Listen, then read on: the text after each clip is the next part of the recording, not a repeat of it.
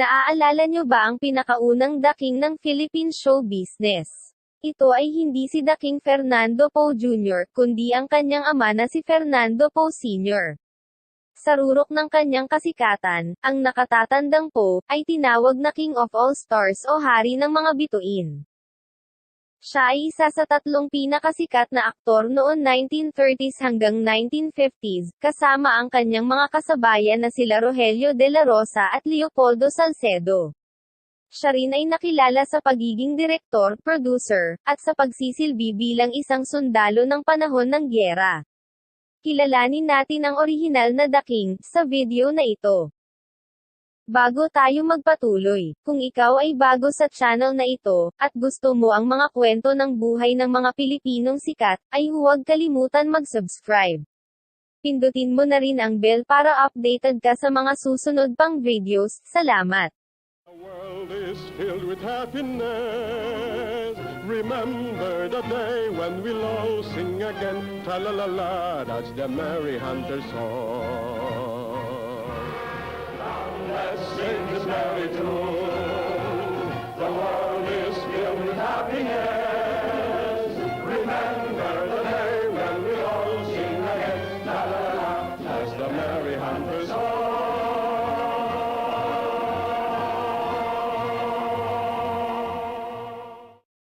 Si Alan Fernando Poe E. Reyes, na mas kilala sa kanyang screen name na Fernando Poe, ay ipinanganak noon November 27, 1916 sa San Carlos, Pangasinan. Siya ay isa sa pinakaunang male superstar, ng panahong bago pa lang sumisikat ang industriya ng pelikula sa Pilipinas. Ang kanyang ama ay si Lorenzo Poe, na nagmula sa Mallorca, Spain. Ang kanyang ina naman ay si Martha Reyes na isang Filipina. Si Lorenzo Poe ay sinubukan ang kanyang swerte sa Pilipinas, at nagtayo ng mining business sa North Luzon. Ang kanyang orihinal na apelyido ay Poe, na kalaunang pinalitan ng Poe, upang mas bumagay ng panahong ang ating bansa, ay pinamumunuan ng mga Amerikano. Sa kabataan ni Fernando, siya ay may palayaw na brick, na napalitan ng palayaw na nanding. Siya ay nagtapos ng high school sa Araulio High School noon 1931, at kumuha ng kursong Bachelor of Science in Chemistry sa University of the Philippines. Nang siya ay makatapos noon 1935, si Fernando ay kumuha ng kursong Dentistry, sa Philippine Dental College upang mapalawak ang kanyang pinag-aralan. Ayon sa mga sabi-sabi, ang makasaysayang statue ng UP na The Oblation, ay si Fernando Poe ang naging modelo, subalit ito ay walang sapat na katunayan. Noon 1936, si Fernando ay nagsimulang subukan ang pagiging artista, nang siya ay lumabas sa pelikulang Birheng Walang Dambana, kasama ang aktres na si Rosa del Rosario. Pakiramdam niya nung una ay hindi matatag ang propesyon sa pag-arte, kaya naman siya ay nagtrabaho bilang chemist sa Blue Star Products, mula 1937 hanggang 1938. Nang panahon din ito nang siya ay mag-aral ng dentistry, na kanyang tinapos noon 1942. Bagamat ang kanyang unang opinyon sa pag-aartista ay hindi ganoon kaganda, ito ay kanya pa rin ipinagpatuloy, at nakagawa ng ilan pang mga pelikula. Bilang isang baguhang aktor, si Fernando ay nakagawa ng isang epikong pelikula, na may pamagat na Zamboanga noon 1937. Ito ay naging pinakaunang pelikula ng Pilipinas, na ipinalabas worldwide, na pinamagatang Fury in Paradise sa United Kingdom. Dito ay muli niyang nakatambal si Rosa del Rosario, ang pinakasikat na aktres ng panahong iyon. Bumagay sa 20 taon gulang na aktor, ang kanyang role sa Zamboanga, bilang isang islander sa isang tropical paradise. Dahil sa nakamit na tagumpay, bumuhos ang mga alok na pelikula kay Fernando. Alam mo, pag-ubos madwa salamat, balik po madwa tunggod siya musa. Tama ngayon ko, bayan-mayan magutusan. Pila lugay, Sampay datong mo. makasikaw, Pinili niya ang bagong production na exotic films ni Jose Nepomuceno, Julian Salgado at Jesus Cacho noon 1938. Nagkasunod-sunod ang kanyang mga pelikula ng panahon ito, at siya ay gumanap ng iba't ibang roles, mula sa light drama, period movies, action, at musical romance. Siya ay naging pinakamalaking box office star ng exotic films, at lumabas sa mga pelikulang Giliw Ko, Hanggang Langit, at Mabangong Bulaklak noon 1939. Bayani ng Buhay, at Tinig ng Pag-ibig noon 1940. Paraluman, Puting Dambana, at Ang Byuda Alegre noon 1941. Prinsesa Urduha, noon 1942. At marami pang iba. Isa sa kanyang mga pelikula, ay naka-love team ni Fernando ang napakagandang aktres na si Lucita Goyena, nang sila ay magkasama sa pelikulang Punit na Bandila noon 1939. Ang kanilang pelikula, ay nasundan pa ng 5 box office hit na Leron-Leron Sinta, Biyak na Bato, Alaalang Banal, Dilim at Liwanag, at Dalagang Pilipina. Ang lahat ng ito ay naging blockbuster sa takilya, at nagbigay sa kanila ng titulong Queen and King of Philippine Movies noon 1940. Noon 1941, lumabas si Fernando sa pelikulang Palaris, at ang kanyang naging role dito ay ang kalabanin ang hukbo ng mga Espanyol. Dito ay nakasama niya ang klasikong aktres na si Mona Lisa, at ang pelikula rin ito ang mas nagpasikat pa sa aktor. Nang panahon ng Second World War, si Fernando ay nagpalista upang maging isang aktibong sundalo ng Armed Forces of the Philippines. Siya ay pinatawag sa duty noon December 20, 1941, bilang isang first lieutenant. Ang kanyang unang naging assignment ay Assistant Provost Marshal ng 59th Provisionary Brigade sa ilalim ni General Simeon de Jesus, mula December 1941, hanggang January 1942.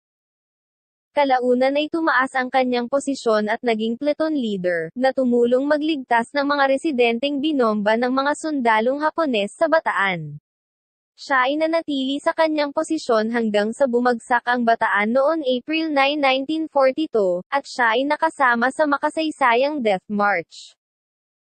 Nakasurvive si Fernando sa kahabaan ng Death March, at nang makarating sa kampo, siya ay pinakawalan nang makilala siya ng mga sundalong Hapones bilang isang sikat na artista. Nang panahong iyon ay kontrolado ng mga Hapones ang censorship ng mga pelikula sa Pilipinas. Si Fernando ay sumunod sa patakaran ng mga ito, at lumabas sa mga stage show, at nagdirect ng mga pelikula. Ang hindi alam ng mga Hapones, ay sumali sa Panay Guerrilla ang aktor bilang undercover, upang makatulong mapalaya ang bansa sa pananakop ng mga banyaga. Nagpatuloy ang pagtaas ng posisyon sa military ng aktor, hanggang dumating ang panahon na kinakailangan niyang iwan ang serbisyo, para sa kanyang pamilya. Siya ay nagpakasal kay Elizabeth Bessie Gat Bonton Kelly noon 1940, na isang mestiza American sa Lubao, Pampanga.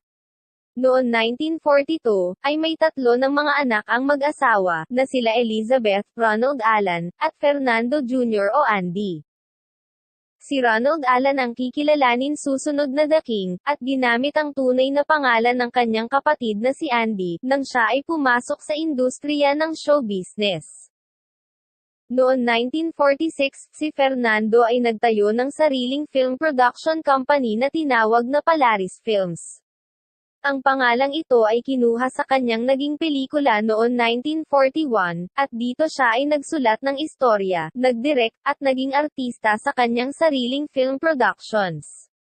Ang kanyang unang inilabas na pelikula ay Ang Dugo ng Bayan, at ito ay naging napakalaking hit sa masa. Dahil dito, ay agad itong nasundan ng pelikulang Awit ni Palaris, at Hanggang Pierre noon 1946. Intramuros, The Rage of a City, at Limbas noon 1947. Noon 1949, si Fernando ay bumuo ng sariling state-of-the-art studio, na may mga kagamitan na nanggaling pa sa Estados Unidos. Pinalitan niya ng pangalan ang kanyang film company ng Fernando Poe Productions, na may subsidiary na Royal Films na itinayo noon 1951. Si Fernando Poe din ang naging unang direktor, ng pinakaunang installment ng Darna, na pinagbidahan ng aktres na si Rosa del Rosario bilang Darna, at Cristina Aragon bilang Valentina. Sa parehong taon ng 1951, sinimulan din niyang idirek ang pelikulang Basag na Manika, na hindi inaakala ng lahat na ito ang huling pelikulang gagawin ng nakatatandang Poe. Bago matapos ang pelikula, ay isang trahedya ang nangyari sa aktor na nag-iwan ng luha sa mga mata ng milyong Pilipino. Noon October 21, 1951, si Fernando ay nagtungo sa family clinic sa Sampaloc, Manila, upang magpagamot sa kanyang nararamdamang sakit sa balakang, na hindi na niya matiis. Akala ng aktor ay isa lang itong simpleng injury na nakuha niya noong nakaraang ilang araw sa isang party. 8 mga doktor ang tumingin sa aktor, mula sa orthopedist, neurologist, hanggang sa contagious disease at cardiovascular specialist. Lahat ng mga ito ay niresetahan ng gamot si Fernando, subalit wala itong naging epekto sa nararamdamang sakit ng aktor na kumalat na sa kanyang katawan. Siya ay nakaramdam na rin ng paninikip ng dibdib, at paninigas ng mga kalamnan, lalo na sa kanyang leeg. Nang panahong ito, ay tinanong ng isang doktor si Bessie Poe kung nagkaroon ng encounter ang kanyang asawa, nang nakaraang mga linggo sa isang aso.